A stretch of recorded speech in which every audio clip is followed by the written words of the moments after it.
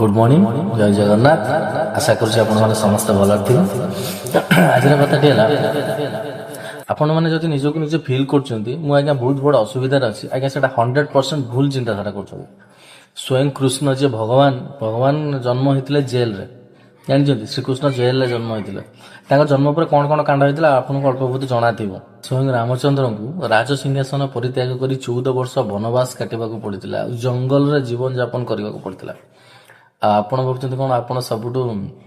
ମାନେ ଟେନସନରେ ରହୁଛନ୍ତି ଆପଣ ହିଁ ସବୁଠୁ ବଡ ଦୁଃଖୀ ସଂସାରର ସବୁଠୁ ବଡ ଦୁଃଖୀ ହଉଛି ମୁଁ ଏ ଭାବୁଛନ୍ତି 100% ଆପଣ ଭୁଲ ଚିନ୍ତା କରୁଛନ୍ତି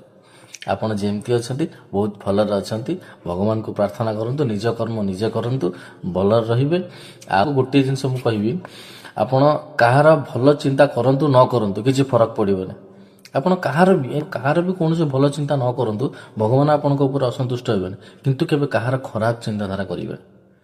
এইটা ହିଁ ଭଗବାନଙ୍କ ଉପଦେଶ ଏଟା ଲୋକଙ୍କର ଖରାପ ଚିନ୍ତାଧାରା କରିବେନି ଭଗବାନ ନିଶ୍ଚିତ ଆପଣଙ୍କୁ ଆପଣଙ୍କ କର୍ମ ଅନୁଯାୟୀ ଫଳ ଦେବେ ଆଉ ଯାହା ବି ଫଳ ଦେବେ ଆପଣଙ୍କର ମାନେ ଚିନ୍ତାଧାରାର ବାହାରେ ଥିବ ଆପଣଙ୍କ ଯୋଉଟା ଭାବନା ଥିବ ଭାବନାଠୁ ବହୁତ ଅଧିକ ଆପଣଙ୍କୁ ମିଳିବ ଯଦି ଆପଣ କାହାର ବି ଖରାପ ଚିନ୍ତାଧାରା କରୁନଥିବେ ରହିଲି ଜୟ ଜଗନ୍ନାଥ।